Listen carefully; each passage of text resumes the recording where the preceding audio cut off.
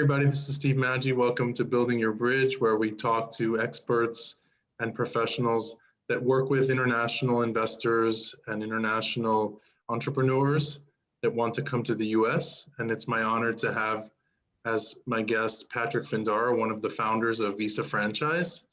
Thanks for coming on, Patrick. We've known each other for a while, so it's nice to finally do this. Exactly. I've been talking about for some time now. Thanks a lot, Steve. Absolutely. Talking about expectations, I think part and parcel of that is not only setting them lower so you know that it's going to be a grind and it could take a long time to get your money back. Obviously, you're also trying to protect your investment in terms of your immigration status for using it for a visa. But besides the choice, let's say besides making the wrong choice in an investment, assuming you've made a good choice, what are other reasons that these businesses are failing? Great question. So there are some businesses that it really depends, not just in the neighborhood, zip code, or city that you're in, but what street you're on.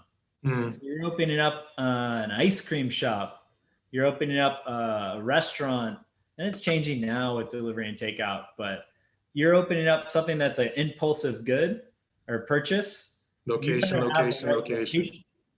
Mm, Or if you're a business that really relies on visibility, like a nail salon or other type of health related businesses like fitness centers, you better have good visibility where people are driving by or walking by and recognize your brand.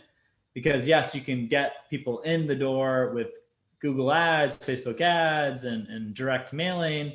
But a lot of businesses do rely a lot on visibility, and yeah. especially in the food space and anything that's related to ice cream or smoothies, frozen desserts. That's an impulse purchase that someone's walking by and just going to go in. Coffee, similar thing. How far are you going to drive to get a cup of coffee? So location is also Minutes, important 5 now minutes.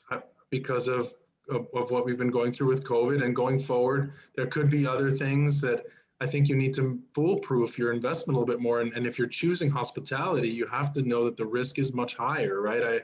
I know that in Florida, we have offices in Florida and New York. There's a lot more business going on in the restaurants in Florida than there is in New York because of the pandemic and because of the regulations in every state. So you also have to be hypersensitive Now with now outdoor seating, what's happening. right now outdoor seating is huge. Our office is right off Lincoln Road in Miami Beach, and you have some restaurants that they have. It seems like they have more capacity than before, where they've taken on like the whole street, and it might have been a pizzeria with only 8 tables, and now they have like 12 tables outside.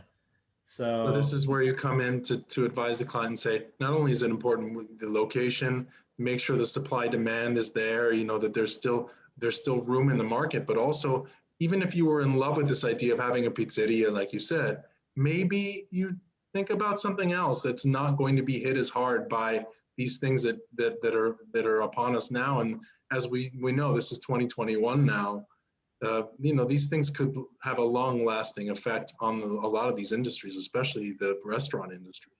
yeah, so I think definitely the industry you choose will change a lot in terms of we look at the loan success ratios of different industries, and Hmm. for food and beverage, it's as low as for every 4 loans that are paid in full, one is charged off, basically defaults.